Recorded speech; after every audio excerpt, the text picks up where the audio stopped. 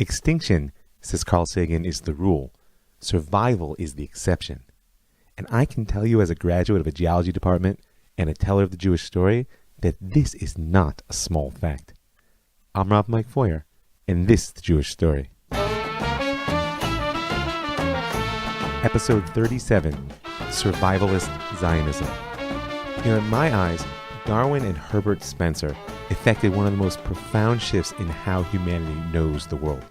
Because the consciousness that evolutionary thinking offers in the biosphere, in the world in which we actually live, are as fundamental as they are revolutionary. And their potential implications for sociology and history, how we live in that world, are just downright frightening. Now, the Nazis and the eugenics were without question the most self-conscious and extreme application that any society has ever seen of biological, evolutionary approach towards social construction. And that's what makes them really the quintessential modern evil. But at the same time, they were the most primeval expression of the dark gods in man, of that lust of the barbarian horde to conquer and consume. But no matter how we paint them, through the Shoah, the Germans wrought a great selection on Am Yisrael. One that was really exceeded only in our history by the 4/5 that our sages teach us didn't make it out of Egypt. Now, before the war, we know that there was a rich conversation going on, particularly amongst the Jews of Europe, over where does the future of Am Yisrael lay. And it's important to remember that most of Am Yisrael was not sold on the Zionist dream, not even to the very end, and thus the relative handful that made it to the land before the gates of Europe were shut. Now, back in Europe, the Bund Socialists were, for some time, the numerically largest group. And the rest were split between nationalists of various sorts, Zionists, of course, chief amongst them, communists, traditionalists, assimilationists, and lots of very poor people just trying to feed their families. But once the slaughter had ended, 1/3 of world Jewry had been destroyed. And that wasn't just any third, it's more than the numbers. If you've been following the Jewish story since the beginning, so you've watched the center of Torah and culture shift from the land of Israel to Babylon, from Babylon to Spain, from Spain to Europe. And now, that transition from the destruction of Spain to the building of Europe, which was really first season and second season for us, has left us with a smoking crater in the center. And that part of Am Yisrael that was directly in the path of the meteor has basically been broken into 3 pieces. So that first piece of European Jewry is actually Am Ba'artso. It's actually the people in the land, even though many of them were not born in Europe. Because they've now seized a very important role in the Jewish story. First of all, abundantly confirmed that the Zionist instinct about the future of Jewish life in Europe had been sound. Remember, since Herzl, there's been an awareness of a tidal wave of Jew hatred lurking just below the surface of society in Europe that had served as a motive force for both political and pragmatic Zionism, not to mention Jabotinsky and the revisionists, who he's been screaming from the rooftops forever. But none of them could have possibly known how right they would be. And if you want to get a sense of the really chilling depth of their premonition, go back and listen to the first few minutes of episode 1 of this season and see what the Maharsha said to the Jews of Poland about what they could learn from the story of the Gemara in Baba Batra. That's your homework. But for now, the worst fears of the Zionists had been proven true, though only Uri Zvi Greenberg, the poet-prophet, could have possibly guessed at how dark they would actually be. But, in a strange and perhaps uncomfortable way, the disaster of Europe was also their great evolutionary opportunity. Because the arguments that had divided European Jewry weren't over, as we can see just looking around us today, but most of its voices were gone. Think of it as the Jewish intellectual and spiritual biosphere that gets hit by a meteor. It's not like everything died. I mean, thank God our brothers and sisters of the earlier dispersions of our history are scattered all over the world, particularly in North Africa and the Middle East, and it's not for naught that they're playing an increasingly important part of the story right now. But in 1945, so much was wiped out. And into that cultural and conceptual vacuum that was left by the Nazi mass murder, Zionism will flourish. Its adherents right now at this point in our story are the majority of the Jewish population in Eretz Israel, virtually holding all the reins of power that the British haven't kept tight to their own chest. And though the 600,000 or so Jews that are in the mandate at this point will only be 6% of world Jewry by 1948, they're going to play an outsized role in the coming chapters of the Jewish story, as, by the way, those who choose to return to Zion always have in this story. And though it is an important question that we're going to return to, whether the traits, cultural, biological, or otherwise, that pushed people to jump ship from Europe early and allow them to take root and fight to hold the land and survive are the same traits you want running our country right now, at this point of our story, the future of Zionism is looking bright. And I just have to note, for the sake of our particular location in the narrative, the political impact of the extermination of European Jewry will have a very specific application to the ongoing struggle between the labor and revisionists within the Zionist movement. Because the millions that Jabotinsky and Begin represented at that last Beitar conference in Warsaw in 1938 are no more. And so labor Zionism's dominance within the life of the Yishuv, of the community in the land of Israel, will now be all but a dominance within Zionism altogether. So that's the first third, and those millions of Beitaris are gone. But of course, their remnants represent the second piece into which Am Yisrael was split by the Shoah, the survivors. Now, looking from over in America, Hillel Cook, Peter Bergson, I hope you recall, saw them as the Hebrew nation, chewed up and spit out of Europe by its great nationalist cataclysm. And we're going to speak in coming episodes about how exactly Hebrew nationalism was forged and what it was forged into in these the hottest fires the earth had ever known.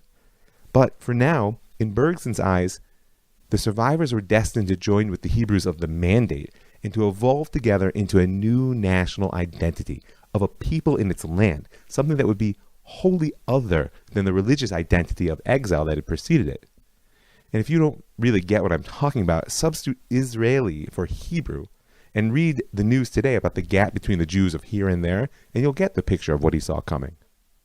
Now, the Zionists in Eretz Israel saw these survivors as potential population, because even in their decimated, or more properly tertiated, right, a third were gone, numbers, the huddled masses of the displaced persons camps of Europe could still tip the scales in favor of that longed-for Jewish majority within the Mandate.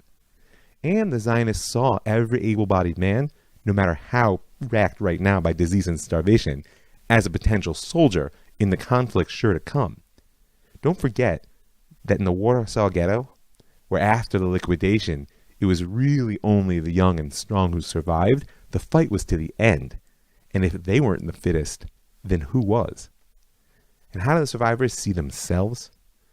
That's a hard question.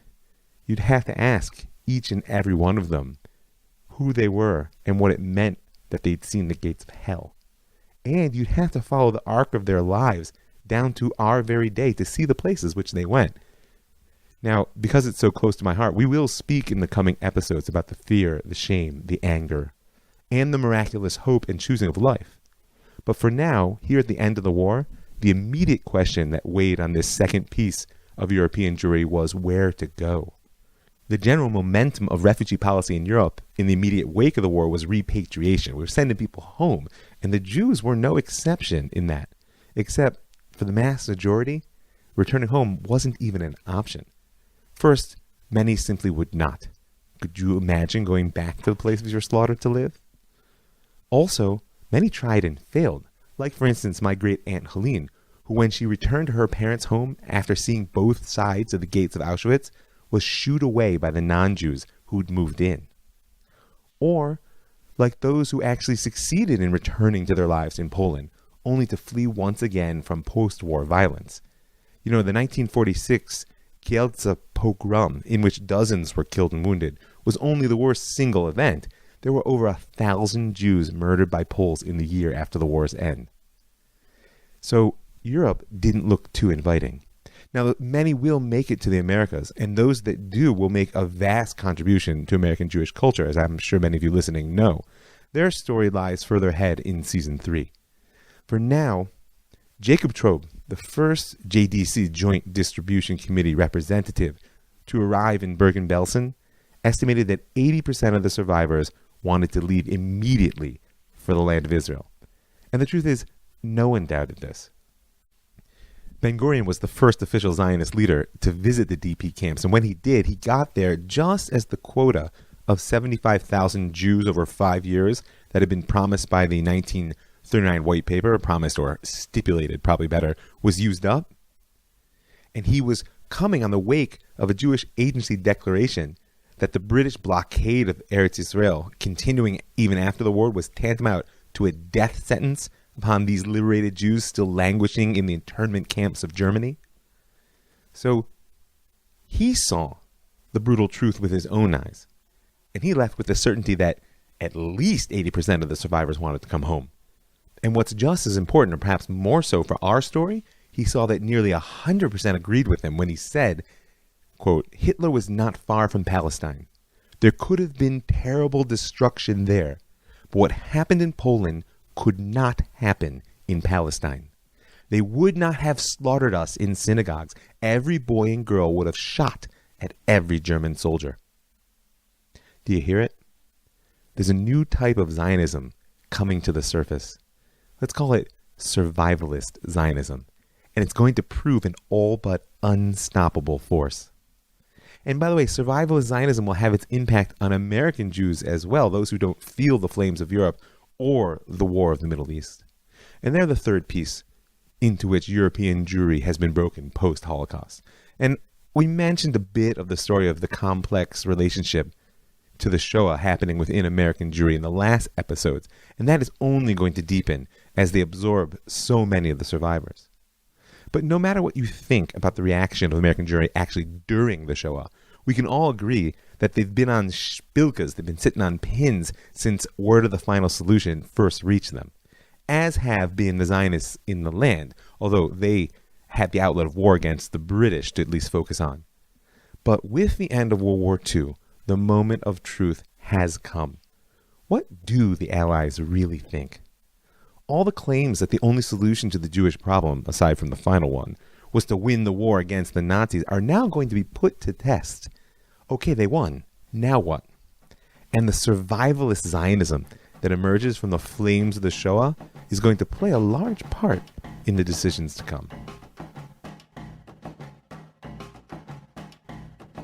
As the evidence of the extent and horror of the Shoah percolated into public consciousness outside of continental Europe, sympathy for the Zionist cause began to grow throughout the Western world, and in particular in Great Britain.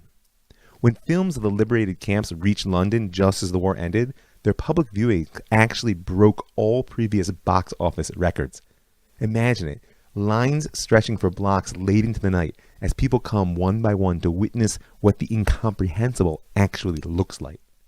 And think about this, as they left the theaters, a sense that the Jews had been abandoned through the collective will of government began to arise, with all these individuals who saw those undeniable horrors on the screen. And along with that recognition arose a desire that the moral will of individuals must now make amends. And before the war's end even, hopes were running high amongst the leaders of the Zionist movement that the horror of the final solution would force the British people, and therefore the British government, to finally recognize the justice of their cause and open the gates of immigration to the Palestine Mandate. The Labour Party, in particular, which counted many Jews in its ranks, was extremely encouraging of this dream. At the 1944 party conference, the hall rang with emotional calls for a Jewish state. And the growing evidence of the extent of the Nazi murder, along with significantly the Soviet Union's then strong endorsement of the Zionist cause, gave the idea of a Jewish socialist state rising from the ashes of Europe a revolutionary, if not messianic, glow. That very same year, 1944, the party executive actually argued for a transfer of the Arabs out of the mandate in order to make way for the Jews post-war. Quote, "Let the Arabs be encouraged to move out as the Jews move in. Let them be compensated handsomely for their land, and let their settlement elsewhere be carefully organized and generously financed.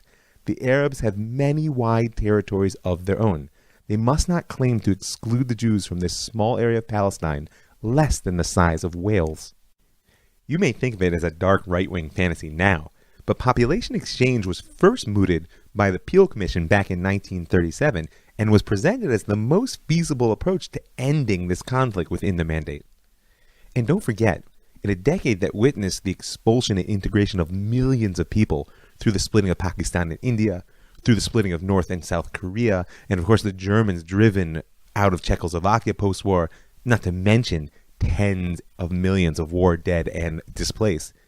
This notion appeared not only feasible but logical as well. But no matter, because it was not to be. The hopes of a Zionist wave washing over the British government, along the lines of the one that brought about the Balfour Declaration and the Anglo-Zionist alliance in the wake of World War I, died quickly. In 1945, Clement Attlee was the head of the Labour Party. It was he who brought Labour into Churchill's unity government in 1940, and he'd served as deputy prime minister since 1942. Now, during the war, Churchill was the undisputed head of the nation. He took center stage in diplomacy, military policy, broad social issues. That's what people picture, his voice, his face. But Attlee was actually its hands and brain, working tirelessly backstage on all the details and organizational work of making that vision happen in Parliament. And with Germany's unconditional surrender on May 8th, 1945, the coalition government in England was dissolved. And only 2 months later, Attlee swept Churchill from office in a completely unexpected landslide victory. Actually, the 12% national swing from Conservative to Labour remains to this day the largest ever achieved by any party at a general election in British history. So during the campaign, Labour pledged even, to revoke the White Paper and permit the survivors to immigrate without delay. They also promised to finally act toward the establishment of a true Jewish national home, which was, after all, the express purpose for which they'd received the mandate. But this landslide victory ended that talk. Once installed, the new Labour government declared that there would be no changes in Britain's foreign policy, nor any concessions in regard to Jewish immigration to the Palestine Mandate. The new Prime Minister knew full well that campaign promises are one thing, imperial interests are entirely another. The Jews may have helped Attlee get elected, but he needed the cooperation of the tens of millions of Arabs and Muslims in his empire in order to rule. Now, in general, Attlee did not define himself as a Zionist.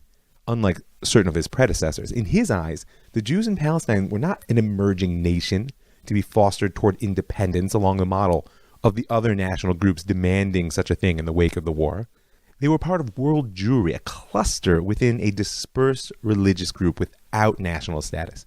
After all, as he pointedly asked, how many British Jews were really ready to pick up and move to Israel?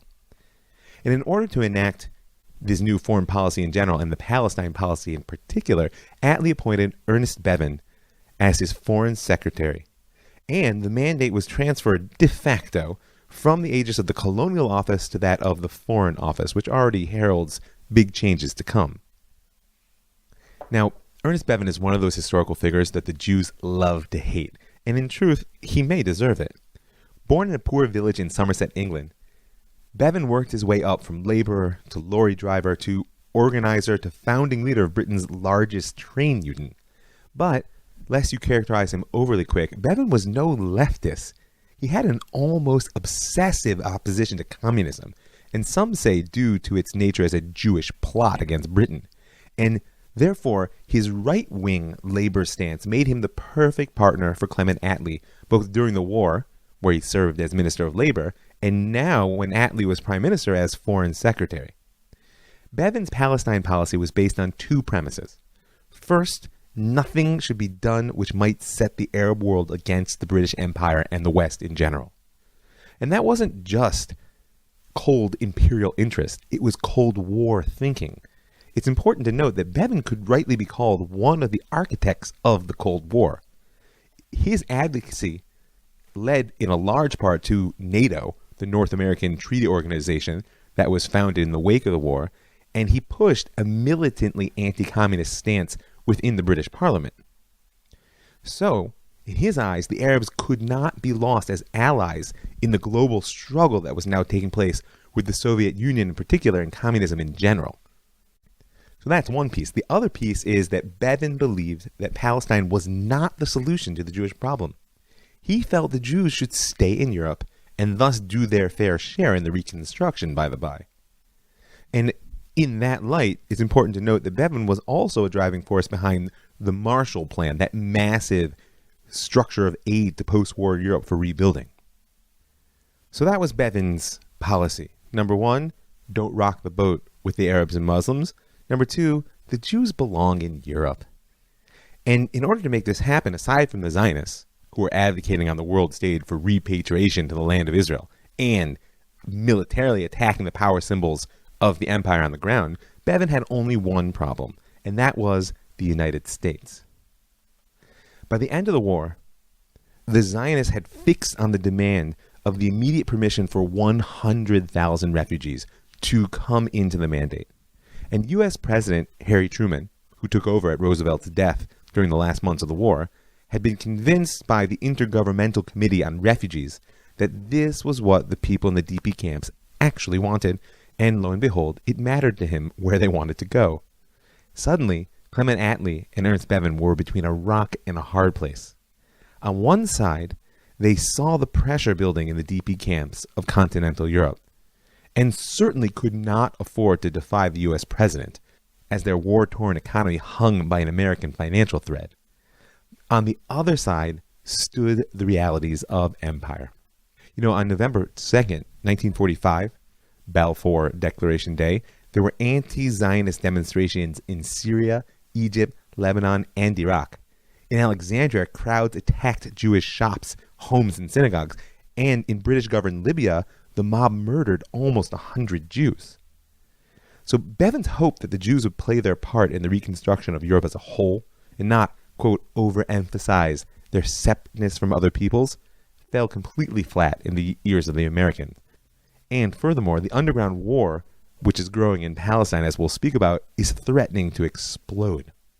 He's got only one hope at this point, and that is to make Palestine someone else's problem.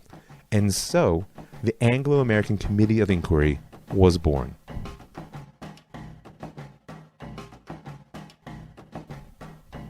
On November 13, 1945, Ernest Bevin announced the formation of an Anglo-American Commission on Palestine.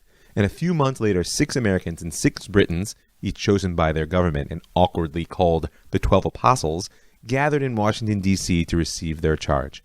And their task was, quote, to examine political, economic, and social conditions in mandatory Palestine as they bear upon the problem of Jewish immigration and settlement therein, and the well-being of the peoples now living therein, to consult representatives of Arabs and Jews, and to make other recommendations as may be necessary for an interim handling of these problems as well as their permanent solution. This was to be the solution, the permanent solution to the Jewish problem. And in launching the committee, Ernest Bevin made clear the British governmental policy toward Palestine before they even began. Number one, Britain aimed to give up the mandate as soon as possible in favor of an international trusteeship, as they called, which after time would evolve into a Palestinian state, specifically Palestinian and not Jewish. He told the Jews that the whole world was in shambles in the aftermath of the war and warned them not to try and, quote, push to the head of the queue, lest they provoke an anti-Semitic reaction. And, last but certainly not least, Bevin declared that there would be a cap of 1,500 immigration permits per month in the meantime. These statements amounted to a prejudicing of what the committee might even see, much less recommend. And they so provoked the Jewish agency that they formally endorsed illegal immigration, which up until now they'd only clandestinely aided, as a response. So the committee toured the DP camps, traveled to the Middle East to hear testimony from Arabs, Zionists, and British representatives, collected massive amounts of documentations. And unlike previous commissions, which the Arabs of the Palestine Mandate had often ignored or just rejected out of hand, this time the Palestinian Arab Propaganda Agency, the Arab Office, submitted a 3-volume survey entitled The Problem of Palestine. Maybe it's that Haj Amin al-Husseini and his radicalism had been totally wiped away by their association with the Nazis. But anyway, this survey warned the committee against regarding, quote, Jewish colonization in Palestine and Arab resistance to it in terms of white colonization of North America and Australia and the resistance of the indigenous peoples there. So, aside from the ominous implication that the Jews were aiming to wipe out the natives, as in sad honesty was done in the Americas and in Australia, this statement exposes the entire model of how the Arabs viewed the Zionists as nothing more than European colonizers, and rejected out of hand any indigenous ties the Jews might happen to have to the land of Israel. So the Arab Office also asserted that any alleged prosperity that the Jewish influx might bring, which had been a big selling point of the Zionists for almost 100 years, would never persuade the Palestinian Arabs to acquiesce to their dispossession. As Zev Jabotinsky had warned in his essay The Iron Wall back in 1923, you can't buy a man's homeland. But not to be outdone, the Jewish Agency submitted a 1,000-page volume entitled The Jewish Case Before the AAC of Inquiry on Palestine. The focus was on Zionism's role as a bearer of enlightenment and progress in a backward region. It was, of course, supported by reams of statistics and graphs, and by tours of the countryside. The Americans in particular were deeply impressed by what the Zionists had done for the country. One of their committee members later wrote, I left Washington pretty strongly anti-Zionist. But when you see firsthand what these Jews have done in Palestine, the greatest creative effort in the modern world, the Arabs are not equal to anything like it and would destroy all the Jews had done. This we must not let them do. There you can hear the roots of today's Hasbara, today's Israel advocacy, right? Sure, it's a morally complicated situation, but have you seen the cherry tomatoes we grow, and the new Intel research lab, and the pioneering spirit?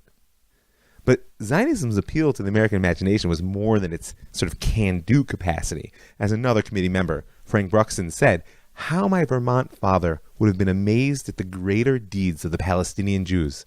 I came away from those farms less cocky and more humble, and not quite so certain that American pioneers left no successors. So the committee read, talked, traveled. They even visited Abdul Aziz ibn Saud, the Saudi king whose family had recently taken over the Arabian Peninsula, who warned them that the Jews are our enemies everywhere. Now, could you imagine a more overwhelming task? There's a reason that every effort for the last 100 years to bridge the gap between Arab and Jew in the land of Israel has failed. But in the end of the day, it was the plight of the Jewish refugees, the survivors of the death camps, now huddled in the DP camps, that tipped the scales. Richard Crossman, a leading academic appointed by Prime Minister Attlee himself, and therefore not an advocate of the Zionist cause, put it this way in the end. What stuck in my gullet was the idea that British troops should be used to hold the Arabs down, while the Jews were given time to create an artificial Jewish majority. Sure enough, I did at last come to the conclusion that the injustice done to the Arabs by dividing the country and permitting the Jews to achieve a majority in their portion would be less than the injustice done to the Jews by implementing the 1939 White Paper. But this was a complicated, terribly difficult decision to reach. So, the committee in the end did indeed reach a decision. They rejected partition as unworkable, recommended actually independence when it was feasible within a binational framework, and called for United Nations trusteeship in the meanwhile. But in the more immediate, they called for immigration of 100,000 displaced persons as rapidly as conditions would permit, as well as an annulment of the regulations that restricted Jewish purchasing of any land within the mandate. But there was to be no joint Anglo-American solution to the Jewish problem. The Jewish Agency greeted the report with limited approval, as it seemed to deny a Jewish state, but they in particular endorsed the immigration recommendation. The Arabs rejected it out of hand, and there were even riots in Baghdad, Palestine, and Beirut. Now, Bevin had told the committee that he would accept their decision if it were unanimous, which it was. But he and Prime Minister Attlee opposed any mass immigration until the underground movements of the Yishuv were disarmed. And as we'll soon see, The report did not even slow the rising tide of the revolt against the British power in Palestine. They weren't about to give up their arms. So the British struggled to make the mandate a joint responsibility, threatening to reject the report altogether unless its implementation rested on military and financial assistance from the U.S. Meanwhile, the United States War Department estimated that an open-ended U.S. troop commitment of 300,000 personnel would be necessary to assist the British government in maintaining order against an Arab revolt. Can you imagine the cost of logistics? As we'll see going forward in the story, it's not a small part of the Zionist victory. And so, even though the committee's plans spawned further plans down the road, like the Morrison-Grady plan for federalization, the realities of the U.S. government's desire to rapidly demobilize its citizens still under arms meant that American might would not make it happen. Instead, Truman formally enunciated U.S. support for partition and Jewish statehood, and he called for an immediate start to significant immigration. It was increasingly clear to Attlee and Bevin that without American support, their position in Palestine was untenable, and that support was not going to be forthcoming. Meanwhile, the pressure of the Arab street grew, as did Britain's costs in blood and treasure as the Underground War progressed.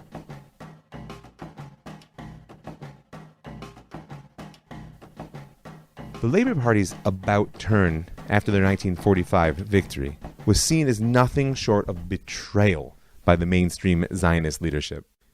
During the war, they'd stood shoulder to shoulder as good socialists ought in the face of fighting fascism, and they'd received Attlee's commitment to the 1939 White Paper, therefore, as a complete slap in the face. On September 23, 1945, Moshe Sneh, head of the Haganah General Headquarters, cabled David Ben-Gurion, who was then in London, the following: "It has been proposed that we stage a grave incident. Then we will issue a statement declaring that this is only a warning and hint at much more serious incidents to follow." Ben-Gurion's reply was unequivocal. "We must not confine our reaction in Palestine to immigration and settlement. It is essential to adopt tactics of meaning sabotage and reprisal, not individual terror, but retaliation for each and every Jew murdered by the White Paper.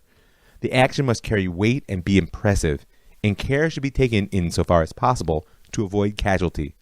The two rival factions, meaning the Irgun and the Lehi, should be invited to collaborate on condition that there is uniform authority and that total discipline is observed.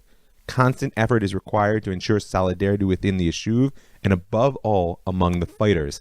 For the sake of the struggle, our reaction should be constant, bold, and calculated for a considerable period." And so, upon receiving this cable, Sneh immediately called off the hunting season, whose internecine strife was increasingly dividing the Yishuv.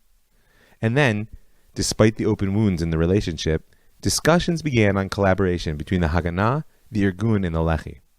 And by the end of October 1945, an agreement was signed between the three organizations for the establishment of the United Jewish Resistance Movement. Now, the leadership of this movement consisted of two representatives of the Haganah, which ended up being Yisrael Galili and Moshe Sneh, an Irgun representative, who was Menachem Begin himself, and a Lehi representative, Natan Yellen Moore. Their goal was to keep a united military front in the struggle against the British occupation. But they would do so by maintaining their own structures and operations. However, as a reflection of Ben-Gurion's absolute insistence, which we heard, on the subordination of the military to the civilian, meaning his authority, the Irgun and the Lehi were required to submit all their plans of action beforehand to a joint body. And that's what it looked like. The United Resistance actually made its entrance into the war on November 1st, 1945, with what's known in Zionist history as the Night of the Trains. That night, Haganah units sabotaged some 150 spots along railway tracks throughout the country. They blew up patrol launches in Jaffa and Haifa ports, and a joint Irgun Lehi unit attacked the main railway station at Lida. The operation not only temporarily paralyzed all rail transport in the Mandate, it made a strong impact back home in Britain. The newspapers published detailed articles on almost every act of sabotage, and the government loudly denounced the perpetrators. And when called upon as the Jewish representatives of law and order, Ben-Gurion and the Jewish Agency issued the following statement. It is a tragedy that matters in Palestine have reached such a pass. The Jewish Agency abhors the use of violence as a weapon in the political struggle, but realizes that its ability to impose restraint has been severely tested by the continued policy of the British government, which the Jews regard as fatal for them. Now, it's important to note that after the war, the Mandate had become an increasingly important center of activity for the British Air Force in particular, always the strongest arm of empire in this new age. And so it was only natural that the United Resistance would want to strike at such a critical symbol of imperial power.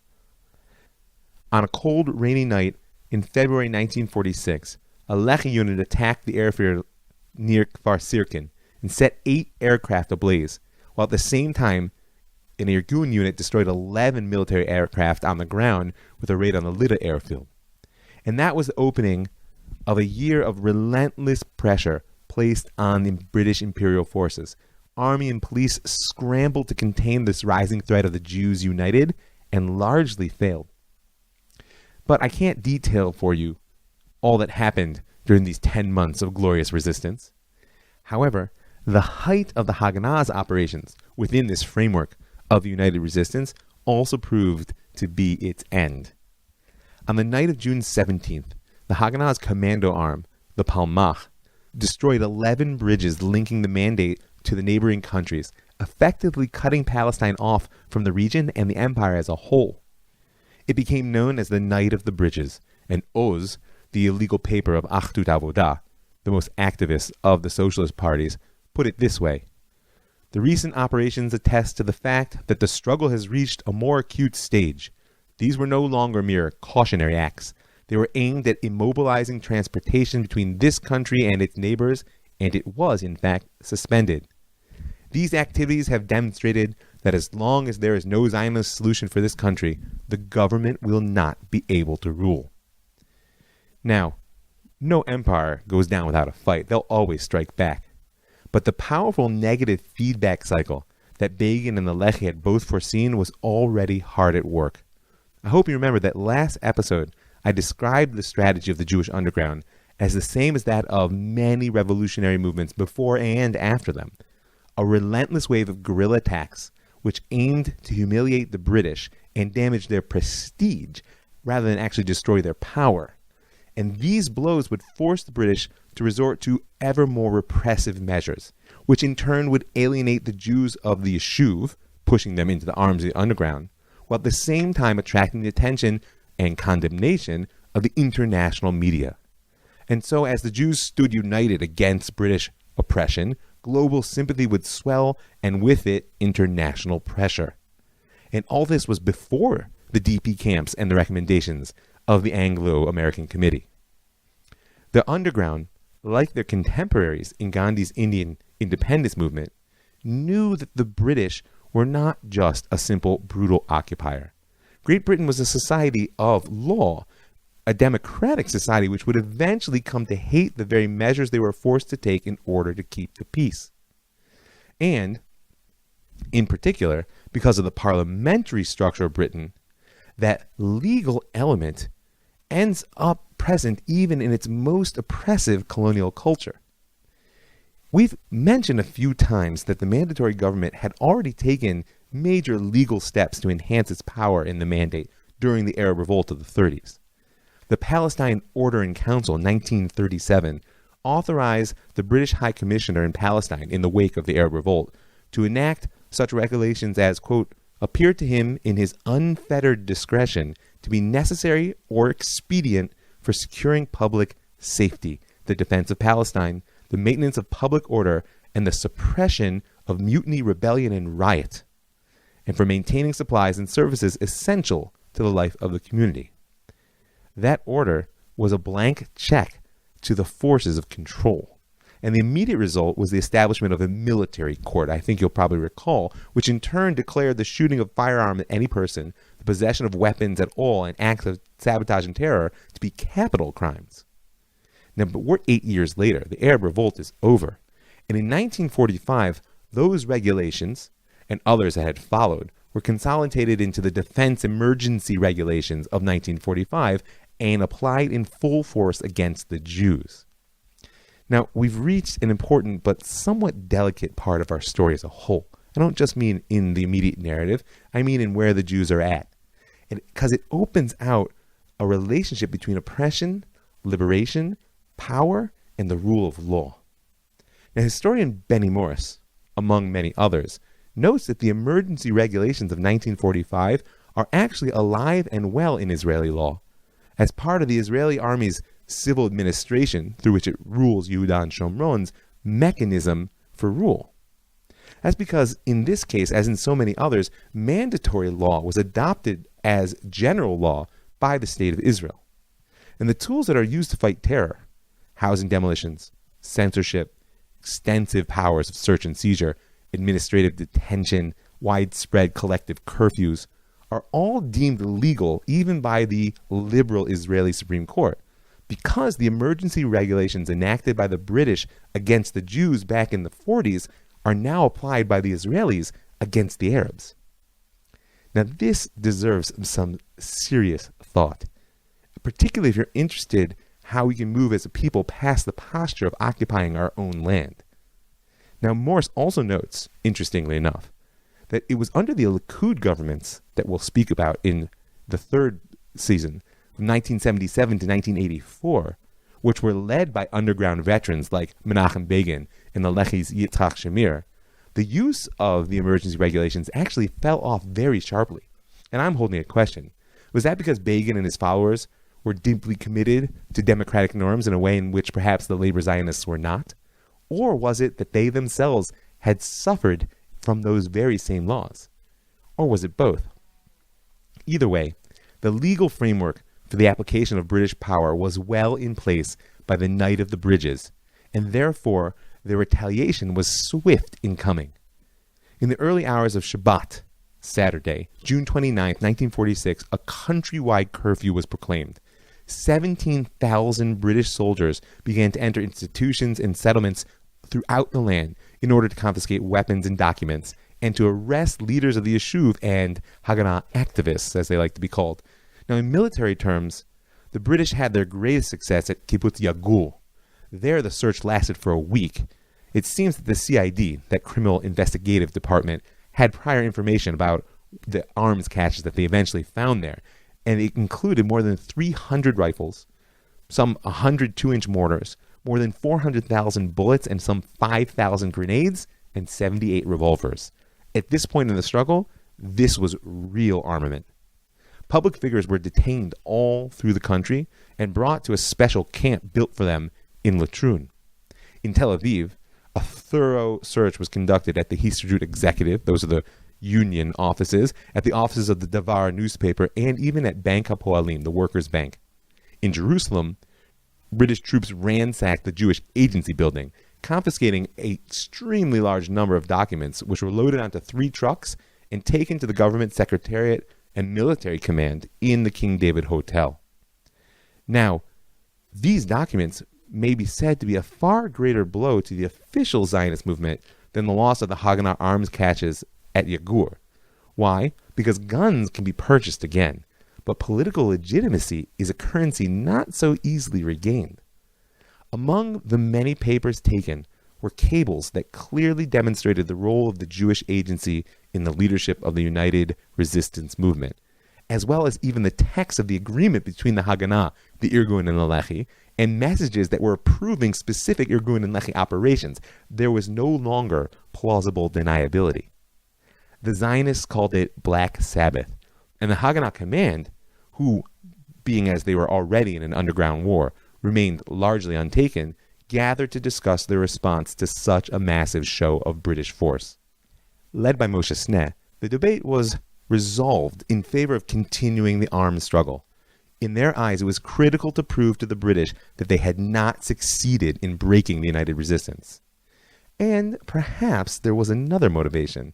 The documents that the British had seized proved conclusively that the official Jewish leadership of the Yishuv, which publicly deplored and condemned the violence of the underground, was secretly directing its course, and thus there was a potential catastrophe, political, on the horizon. You can imagine that the leaders now sitting in prison, or those watching from safe places abroad, were trembling at the thought of what would happen when British intelligence got around to analyzing their haul. And so in a letter to Menachem Begin, Moshe Sneh wrote the following: "At the earliest possible opportunity, you are to carry out the operation at the Chik, a code name, and at the house of your servant Messiah, another. Inform me of the date, preferably at the same time.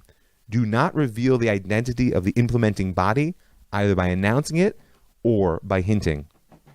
The time had come to strike at the heart of the British occupation before it was too late."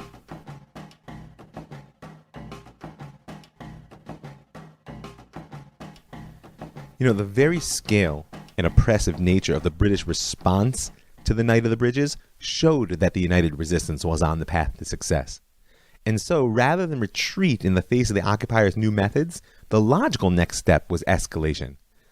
And as I already hinted at, the plan was in effect a three-pronged revenge. The first was to be a Palmach raid on the Bat Galim army camp, where, according to Haganah intelligence, all the weapons confiscated at Kibbutz Yagul were being stored. The second mission was entrusted to the Irgun, as we saw in the letter just a moment ago, and that was to blow up the King David Hotel, which held the offices of the mandatory government and in particular the British military command. The third piece was allotted to the Lehi, the task of destroying the adjacent David Brothers building that housed even more government offices. But word of the coming steps leaked back to the Yeshuv's political leadership. I hope you remember that even amongst the labor Zionists, there's been a long-standing split between the activists, so to speak, led by Ben-Gurion, and the moderates who still at this point put their hopes in diplomacy and the legitimacy of British rule in the mandate. This latter group was headed by Chaim Weizmann, who, though he identified with the general Zionists, claiming to be the carriers of Herzl's original apolitical vision, was nonetheless revered by all, with the personal exception of Ben-Gurion, as we'll get to down the line, as president of the WZO, the World Zionist Organization, and therefore as the closest thing to a chief executive that the movement had. And so, when a messenger from the president arrived at Moshe Sneh's underground hideout, everyone turned to listen. Weizmann's message was a demand that all plans for vengeance against the British cease, and a threat that if they did not, he would immediately resign and publicly declare his reasons for doing so. The United Resistance was shaken to its roots. From the very outset, the Haganah had sought to dominate that struggle in order, as we saw, to keep it subordinated to the Yeshuv's political leadership. But now, the politicians had balked, and they were looking to subordinate the Haganah's own operational vision. The X Committee, the political body that oversaw the operational plans of the resistance, and which did not include any members of the Lehi or the Irgun, debated through the night. And in the end, they voted to recognize Chaim Weizmann's status as president of the WZO, and therefore accede to his demands. The politicians had spoken. There would be no revenge. Or, at least, not officially. Because though Moshe Sneh resigned his post as head of the Haganah in protest to the decision, he kept his role as the liaison officer to the Irgun and the Lehi, even though, unbeknownst to them, the United Resistance was crumbling. And furthermore, he didn't inform Begin and the Lehi of the political developments within the Haganah.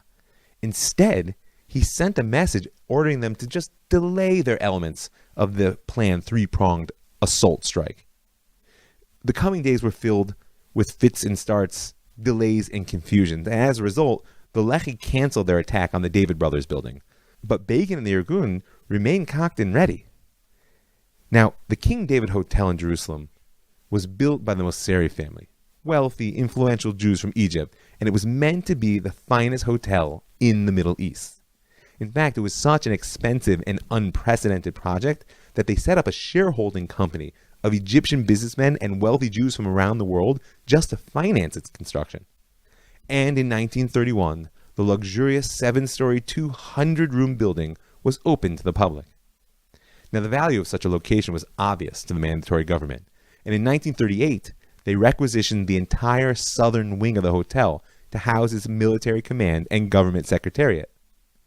Then the British built a military communications center in the basement and added a side entrance linking their offices to an army camp just south of the hotel.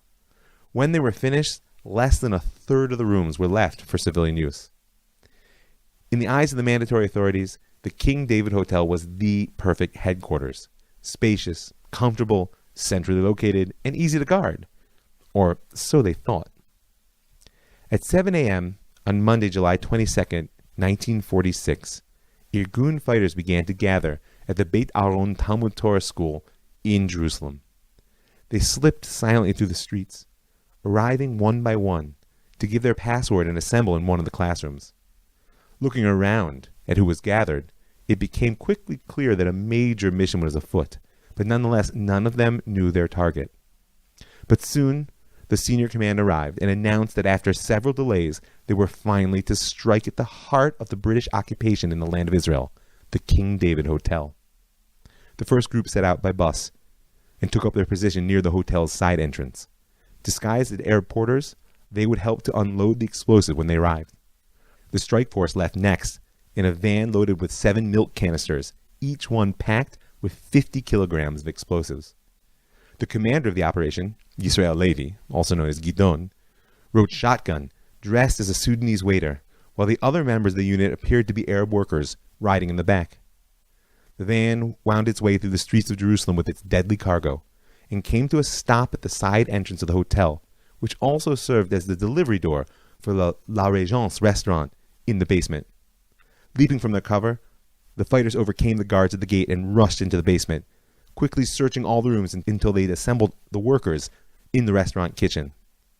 Then, together with the porters, they brought down the explosives, setting the canisters carefully against all the supporting pillars of the building. Gidon set the time fuses for 30 minutes and ordered his men to retreat, and then he told the staff gathered in the kitchen to run in 10 minutes in order to avoid injury. Discovered as they were exiting, the team withdrew under fire, one man dying later of his wounds. But so far, the mission was a success. And so, safe outside, Gidon put the last piece in place. He sent 2 female fighters running to the nearby telephone booth, and they delivered the following message to the hotel operator and to the office of the Palestine Post. I am speaking on behalf of the Hebrew Underground.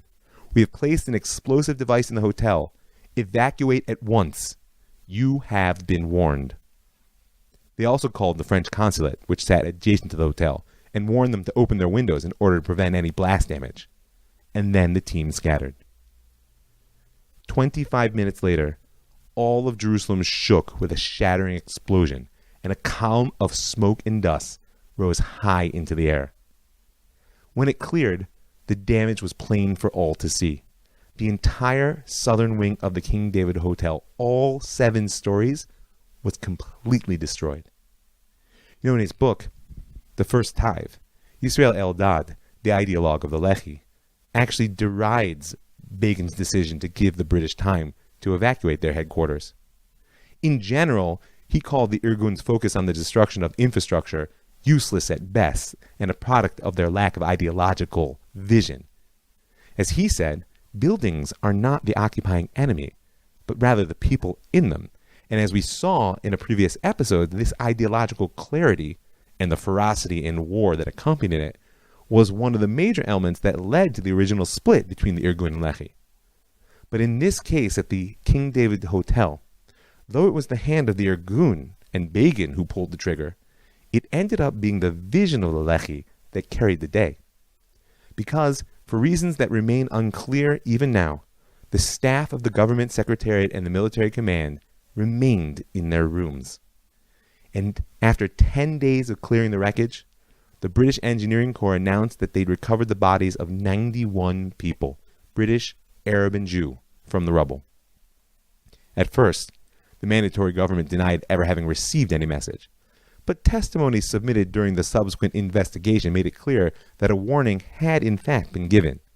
Furthermore, the Palestine Post telephone operator attested under oath that, immediately after receiving the telephone message, she had telephoned the duty officer at the police station, and not a window of the French consulate was broken in the end. All this, combined with Israel Eldad's testimony in his book that Menachem Begin himself told him with pride that they'd warned the British, raises some deep questions about why the hotel was not cleared of people. But either way, the heads of the Jewish agency were stunned by the scale of the attack, as was everyone, and filled with a fear over a retaliation that would be even worse than Black Sabbath. And therefore, despite the fact that the bombing of the King David was carried out as a part of the activities of the United Resistance, and on the explicit instructions of Moshe Sneh, not to mention that it served to erase much of the evidence that would have incriminated them, the agency denounced the operation in the strongest terms, issuing a statement the next day which expressed their, quote, feelings of horror at the base and unparalleled act perpetrated today by a gang of criminals. In an interview at the same time to the French newspaper François, given from his retreat in Paris, Ben-Gurion declared that the Irgun was the enemy of the Jewish people. Now, in accordance with the original plan, the Irgun had issued a leaflet accepting responsibility for the operation, which stated, among other things, that warning had indeed been given. And at this stage, they chose to ignore the duplicity of the Yeshuv's leadership, which perhaps was unfortunate, because as we'll see in coming chapters, this pattern of accusing the Irgun and using its atrocious force will establish itself in the struggle ahead. But in addition to the Jewish agency's response, the British reaction was also swift in coming. Only hours after the explosion, General Sir Evelyn Barker, British Army commander in Palestine, ordered all Jewish places of entertainment, restaurants, shops, and homes out of bounds for all British officers and soldiers. And his instructions ended by saying, the aim of these orders are to punish the Jews in a way the race dislikes as much as any, namely by striking at their pockets. Now, the Irgun's intelligence service got hold of Barker's orders and immediately publicized them both in the Mandate and throughout the world. The anti-Semitic tone of the letter was a great embarrassment to the British government. Questions were asked in the House of Commons about it, and the London Daily Herald actually wrote that if General Barker had in fact written the letter, he was, quote, demonstrating his unsuitability for his position. And in fact, it was officially rescinded 2 weeks later. But public opinion had already been diverted by that time from the attack on the King David Hotel. Nevertheless, as a result of Black Sabbath and the wave of condemnation which the King David bombing provoked, the moderates now held the upper hand on the Jewish agency executive. And when they met in Paris on August 5th, 1946, it was decided to terminate armed struggle against the British in Palestine. The 10-month period of united resistance had come to an end. The Haganah will continue their struggle, but their focus will be on illegal immigration, as we'll see in the story of the Exodus that lies ahead. And the Irgun and Lehi will continue their armed battle, as we'll also speak about. And as the flames of war increase within the Mandate, and the pressure of the displaced in Europe continues to rise, that survival strain of Zionism is going to draw after it an ever larger part of the people. Just as a postscript for your thought, a year after the King David operation, the Irgun issued the following statement. The truth about the King David Hotel. On July 1st, 2 days after the British raid on the national institutions and on our towns and villages, we received a letter from the headquarters of the resistance movement demanding that we carry out an attack on the center of government at the King David Hotel as soon as possible. It was finally approved on July 22nd. But notwithstanding this, days later, Kol Yisrael broadcast a statement in the name of that resistance movement, abhorring the high death toll at the King David caused by the actions of the dissidents. We have kept silent for a whole year. We have faced savage incitement such as this country has never before known. We've withstood the worst possible provocations and remained silent. We have witnessed evasion, hypocrisy, and cowardice and remained silent. But today, when the resistance movement has expired and there is no hope that it will ever be revived, there are no longer valid reasons why we should maintain our silence concerning the assault against the center of Nazi British rule, one of the mightiest attacks ever carried out by a militant underground. Now it is permissible to reveal the truth. Now we must reveal the truth. Let the people see and judge. I just want to thank a few people as I'm wrapping up. I want to thank all the folks who give their hard-earned money to help make this show happen, to keep it free and make it widely available, and I want to encourage you to join them. Go right now to ravmike.com. In the upper right-hand corner, you'll see a button that says Be a Patron. You can click on through there to give a little bit of per-podcast support. And I want to encourage people out there who are interested that you can dedicate a show to a loved one, someone who's here with you now that you love and you want to honor, or someone who's left the world and you'd like to bring honor to their memory. Just be in touch with me at ravmikefoyer@gmail.com, or you can personal message me at Facebook at ravmike. I also want to thank the Land of Israel Network, that's thelandofisrael.com, for creating a platform that allows me to reach so many amazing people. I want to thank the Pardes Institute, pardes.org.il, for building an educational institution that allows me to teach so many wonderful young